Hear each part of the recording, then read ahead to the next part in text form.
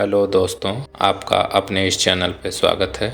आज हम बात करेंगे राम स्वरूप वर्मा जी के जीवन के बारे में। तो आइए इस कहानी को शुरू करते हैं। साथियों, आज मैं आप लोगों के बीच राजनीति के कबीर, अर्जक संघ के संस्थापक और मानवतावादी वैचारिकी के मजबूत स्तंभ महामना राम स्वरूप वर्मा जी, जो एक प्रख्यात समाजवादी नेता, दार्शनिक, चिंतक और लेखक थे, जिन्होंने भारतीय समाज में सामाजिक न्याय, समता और मानवतावाद के प्रसार में महत्वपूर्ण योगदान दिया। उन्होंने अपने जीवन में सिद्धांतों और मूल्यों की स्थापना की और उन्हें स्वयं भी जिया। उनका सार्वजनिक जीवन सदैव निष्कलंक, निडर, निष्पक्ष और व्यापक जनहितों को समर्पित रहा। तो आइए जानते हैं राम स्वरूप वर्मा के बारे में कुछ खास बातें। लेकिन उसके पहले यदि आप हमारे चैनल पर नए हैं तो इस चैनल के और वीडियो पाने के लिए चैनल को सब्सक्राइब अवश्य कर लें और वीडियो में अंत तक बने रहें। राम स्वरूप वर्मा का जन्म 22 अगस्त 1923 को उत्तर प्रदेश के कानपुर देहात के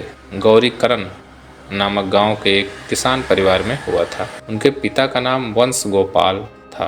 प्रारंभिक शिक्षा कालपी और पुखराया में हुई, जहां से उन्होंने हाई स्कूल और इंटरमीडिएट की परीक्षाएं उच्च श्रेणी में उत्तीर्ण की। वर्मा जी सदैव मेधावी छात्र रहे और स्वभाव से अत्यंत सौम्य, विनम्र, मिलनसार थे, पर आत्मसम्मान और स्वाभिमान उनके व्यक्तित्व में कूट कूट कर भरा हुआ था। 1949 में उन्होंने इलाहाबाद विश्वविद्यालय से हिंदी में एमए किया और इसके बाद कानून की डिग्री हासिल की। उन्होंने भारतीय प्रशासनिक सेवा की परीक्षा भी उत्तीर्ण की और इतिहास में सर्वोच्च अंक प्राप्त किए। जबकि पढ़ाई में इतिहास उनका विषय नहीं रहा, किंतु नौकरी न करने के दृढ़ निश्चय के कारण साक्षात्कार में शामिल नहीं हुए। वर्मा जी अपने 4 भाइयों में सबसे छोटे थे। अन्य 3 भाई गांव में खेती किसानी करते थे, पर उनके सभी बड़े भाइयों ने वर्मा जी की पढ़ाई लिखाई पर न सिर्फ विशेष ध्यान दिया, बल्कि अपनी रुचि के अनुसार कार्य क्षेत्र चुनने के लिए भी प्रोत्साहित किया। राम स्वरूप वर्मा ने राजनीति को अपने कर्म क्षेत्र के रूप में छात्र जीवन में ही चुन लिया था। बावजूद इसके कि छात्र राजनीति में उन्होंने कभी हिस्सा नहीं लिया,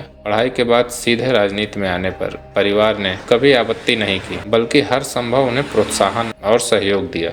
1957 में सोशलिस्ट पार्टी से भोगनीपुर विधानसभा से उत्तर प्रदेश विधानसभा के सदस्य चुने गए। उस समय उनकी उम्र मात्र 34 वर्ष थी।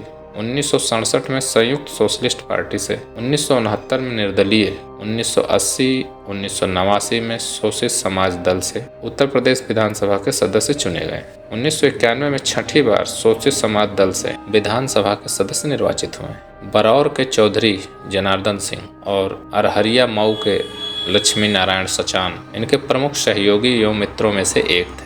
अपनी पढ़ाई लिखाई पूरी करते करते वर्मा जी समाजवादी विचारधारा के प्रभाव में आ गए थे और डॉक्टर लोहिया के नेतृत्व में संयुक्त सोशलिस्ट पार्टी में शामिल हो गए। डॉक्टर राम मनोहर लोहिया को अपनी पार्टी के लिए एक युवा विचारशील नेतृत्व मिल गया, जिसकी तलाश उन्हें थी। डॉक्टर लोहिया को वर्मा जी के व्यक्तित्व की सबसे महत्वपूर्ण बात यह लगी कि उनके पास एक विचारशील मन है, वे संवेदनशील है, उनके विचारों में मौलिकता है। इन सबसे बड़ी बात यह थी, किसान परिवार का यह नौजवान प्रोफेसरी और प्रशासनिक रुतबे की नौकरी से मुंह मोड़कर राजनीति को सामाजिक कर्म के रूप में स्वीकार कर रहा है।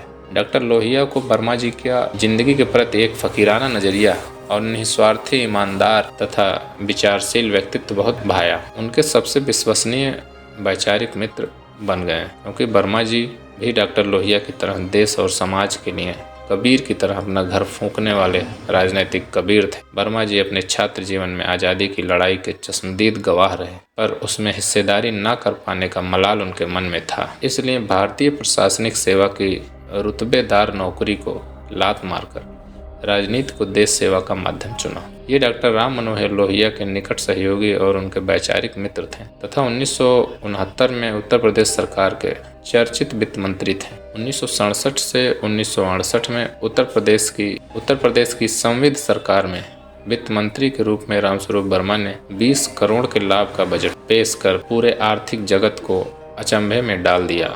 बजट में कृषि, सिंचाई, शिक्षा, चिकित्सा, सार्वजनिक निर्माण जैसे तमाम महत्वपूर्ण विभागों को गत वर्ष से 1.5 गुना अधिक बजट आवंटित किया तथा कर्मचारियों के महंगाई भत्ते में वृद्धि करते हुए फायदे का बजट पेश किया। उनका मानना था कि किसान से अच्छा अर्थशास्त्री और कुशल प्रशासक कोई नहीं हो सकता, क्योंकि लाभ हानि के नाम पर लोग अपना व्यवसाय बदलते रहते हैं, पर किसान सूखा, बाढ़ झेलते हुए भी किसानी करना नहीं छोड़ता। बिहार के लेनिन कहे जाने वाले जगदेव बाबू ने वर्मा जी के विचारों और उनके संघर्षशील व्यक्तित्व से प्रभावित होकर शोषित समाज दल का गठन किया। उन्हें राजनीति में स्वार्थगत समझौते, ओहदों की दौड़ से सख्त नफरत थी। उनका ध्येय एक ऐसे समाज की संरचना करना था जिसमें हर कोई पूरी मानवीय गरिमा के साथ जीवन जी सके। वे सामाजिक राजनैतिक न्याय के साथ सामाजिक, आर्थिक, राजनैतिक और सांस्कृतिक बराबरी के प्रबल योद्धा थे और इसके लिए वे चतुर्दिक क्रांति अर्थात सामाजिक, आर्थिक, राजनैतिक और सांस्कृतिक क्रांति की लड़ाई एक साथ लड़े जाने पर जोर देते थे। वर्मा जी ने 1969 में अर्जक संघ का गठन किया और अर्जक साप्ताहिक का संपादन और प्रकाशन प्रारंभ किया।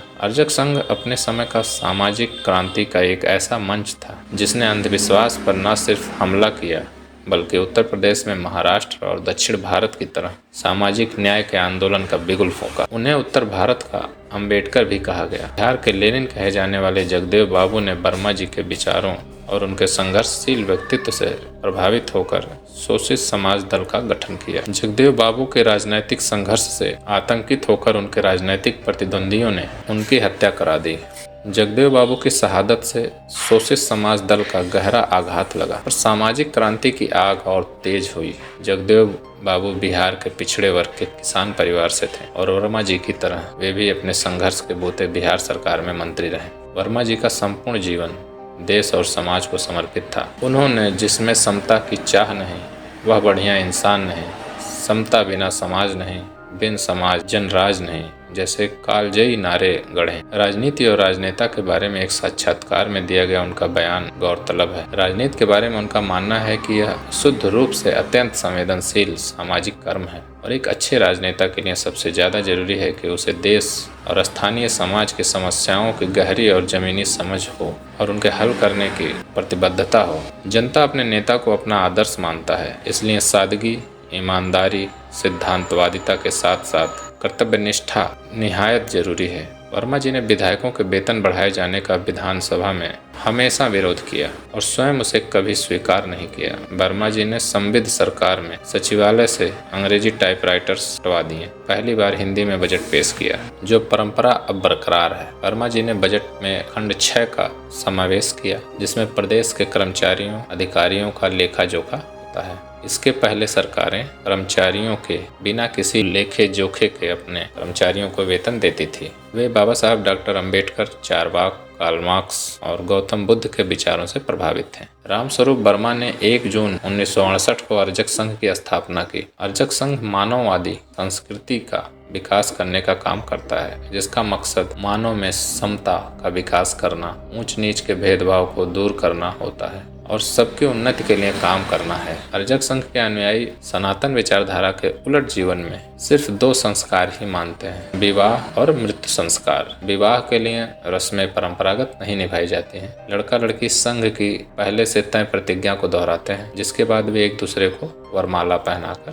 शादी के बंधन में बंध जाते हैं। मृत्यु के बाद अंतिम संस्कार मुखाग्नि या दफनाकर पूरा किया जाता है किंतु अन्य धार्मिक कर्मकांड नहीं किया जाता। 5 या 7 दिन बाद सिर्फ एक शोक सभा की जाती है। संघ 14 मानवतावादी त्योहार मनाता है। इनमें गणतंत्र दिवस, अंबेडकर जयंती, बुद्ध जयंती, स्वतंत्रता दिवस के अलावा बिरसा मुंडा और पेरियार रामास्वामी की पुण्यतिथियां भी शामिल हैं। रामस्वरूप वर्मा ने कई महत्वपूर्ण पुस्तकों की रचना की जिनमें शामिल हैं अछूतों की समस्या और समाधान, क्रांति क्यों और कैसे, मानववाद बनाम ब्राह्मणवाद, मानववादी प्रश्नोत्तरी, ब्राह्मणवाद महिमा क्यों और कैसे, अंबेडकर साहित्य की जब्ती और बहाली, आत्मा पुनर्जन्म मिथ्या, मानव समता कैसे, मनुस्मृति राष्ट्र का कलंक, निरादर कैसे मिटे, शोषित समाज का सिद्धांत, अर्जक संघ का सिद्धांत, वैवाहिक कुरीतियां और आदर्श विवाह पद्धति आदि। इन पुस्तकों में उन्होंने ब्राह्मणवाद, जातिवाद, ऊंच नीच का भेदभाव, पुनर्जन्म, भाग्यवाद और चमत्कार जैसी कुरीतियों का खंडन किया। इनका 19 अगस्त 1998 को देहांत हो गया। उनका भारतीय समाज में सामाजिक न्याय, समता और मानवता के प्रसार में योगदान का समाज सदैव ऋणी रहेगा। यदि यह वीडियो आपको अच्छा लगे तो अधिक से अधिक लोगों तक पहुंचाने में सहयोग करें और सब्सक्राइब करना बिल्कुल ना भूलें। इससे हमारा मनोबल बढ़ता है। जय हिंद, जय भारत।